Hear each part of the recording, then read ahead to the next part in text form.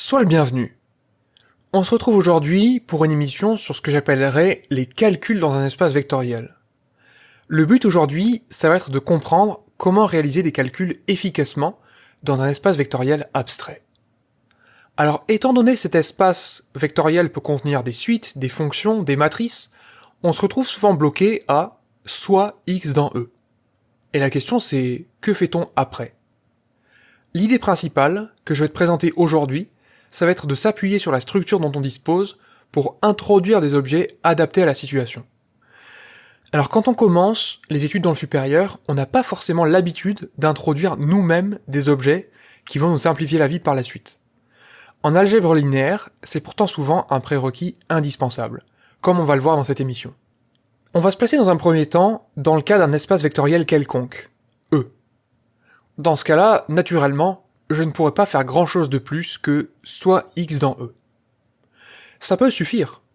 Par exemple, pour démontrer qu'une application linéaire de E dans F est injective si et seulement si son noyau est réduit à l'élément nul de l'ensemble de départ, j'ai pas besoin vraiment d'exprimer le vecteur x comme quoi que ce soit. Je m'en sors très bien avec soit x dans E. Maintenant, il arrive dans certains cas que E s'écrive comme la somme directe de deux sous-espaces vectoriels qui sont supplémentaires. Ici, j'aurais tendance à dire soit x dans E, et soit xf xg, l'unique couple de f croix g, tel que x soit la somme de xf et de xg. Puisque j'ai des espaces qui sont supplémentaires, je dispose pour chaque vecteur d'une telle écriture. Et c'est ça que j'appelais s'appuyer sur la structure dont on dispose pour introduire des objets adaptés à la situation.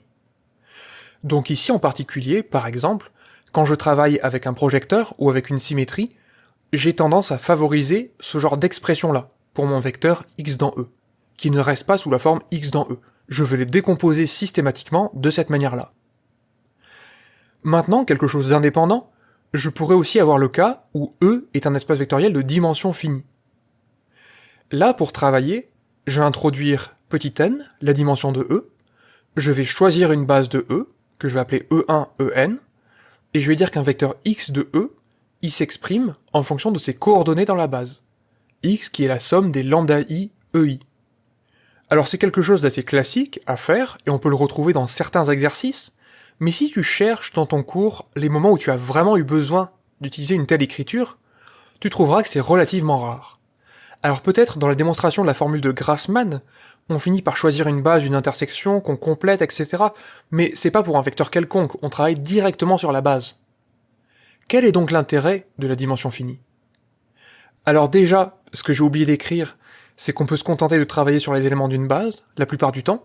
On peut aussi penser au théorème du rang, par exemple, qui permet de ne pas travailler avec les vecteurs, mais directement avec des dimensions de certains espaces vectoriels. Mais surtout, et le plus important, c'est qu'en dimension finie, on a l'approche des matrices. Et finalement, plutôt d'introduire des coordonnées pour faire des calculs avec des sommes comme ça, on va pouvoir raisonner matriciellement. C'est pour ça qu'en fait, ce genre d'introduction-là est relativement rare. Enfin, la dernière, c'est si je rassemble les deux sous-cas que j'ai traités.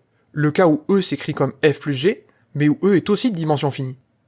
Dans ce cas-là, je pourrais obtenir une écriture encore plus précise de n'importe quel vecteur x. Je pourrais introduire P, la dimension de f, Q, la dimension de g, prendre une base de f, prendre une base de g, et dire que l'union des deux bases, c'est une base de E, vu que j'ai des espaces qui sont supplémentaires, et je vais dire que x dans E s'exprime en fonction de ses coordonnées dans cette base de f union base de g. Donc je vais avoir une écriture somme des lambda i fi plus somme des mu j gj.